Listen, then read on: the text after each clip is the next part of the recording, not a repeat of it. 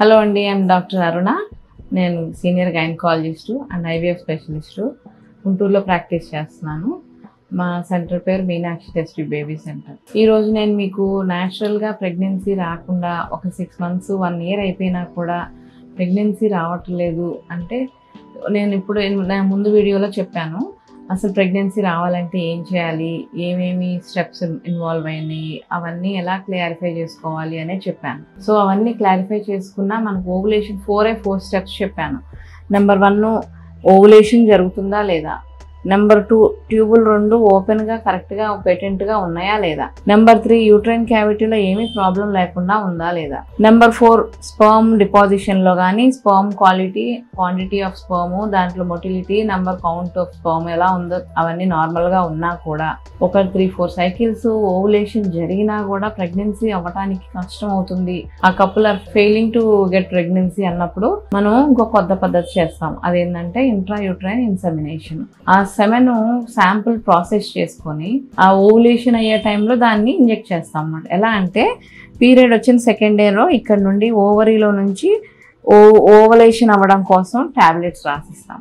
ఆ టాబ్లెట్స్ వల్ల మనకి ఎగ్ గ్రో అవుతుంది. అది 2nd day or 3rd day of periods నుండి స్టార్ట్ చేసి ఆ స్టార్ట్ చేసిన పీరియడ్స్తో స్లోగా ఫాలికల్ గ్రో అవుతూ ఉంటుంది. దాన్ని 8th day or 9th day నుండి స్కాన్లు చేసుకుంటూ ఫాలికల్ పెరుగుతుందా పెరగట్లేదా, మనకు సఫిషియెంట్ సైజ్ వస్తుందా లేదా అని చెక్ చేసుకొని మంచి సైజ్ అచీవ్ అయినప్పుడు ఆ ఫాలికల్ రిలీజ్ అవ్వడం కోసం అది 18 to 20 millimeters దాకా వచ్చినప్పుడు అది రిలీజ్ అవ్వడం కోసం ఒక ఇంజెక్షన్ చేస్తాం.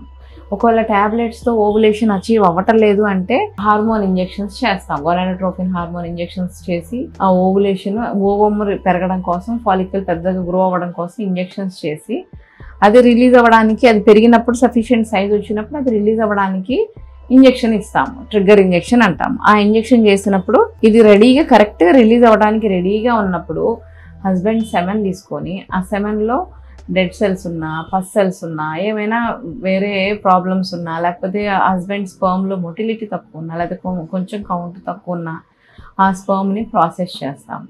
అది ఆండ్రాలజీ ల్యాబ్లో ప్రాసెసింగ్ చేసి మంచి స్పర్మ్స్, మంచి మొటిలిటీ ఉన్న స్పర్మ్స్, గుడ్ కౌంట్ వచ్చేటట్టు, మంచి డెడ్ సెల్స్ అవన్నీ ఫిల్టర్ అయిపోయేటట్టు స్పర్మ్ ప్రిపరేషన్ చేసుకొని మీడియాతోటి మెషిన్లో పెట్టి సెంట్రిఫ్యూజ్ చేసుకొని మీడియాతోటి క్లారిఫై చేసుకొని బెస్ట్ శాంపుల్ తీసుకొని ఈ యూట్రస్లో ఈ ఓవులేషన్ జరగడానికి ఓవులేషన్ టైం అంటే ఓవులేషన్ జరగడానికి ఒక 2-3 గంటల ముందు కానీ జరిగే టైంలో మనం ఇంజెక్షన్ చేసిన తర్వాత ఒక 36 గంటలకి ఓవులేషన్ అయింది అనుకుంటాం నార్మల్గా.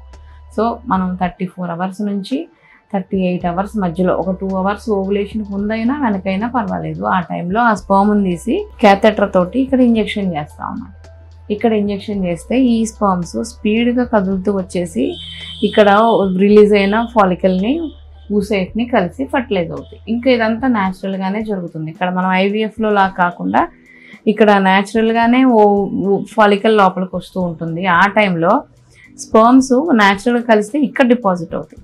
కానీ ఐయుఐలో మనం ఇక్కడ ఇంజెక్షన్ చేస్తాం. దీనివల్ల ఇదంతా ఈ వెంటనే దగ్గరలో ఉంటుందన్నమాట.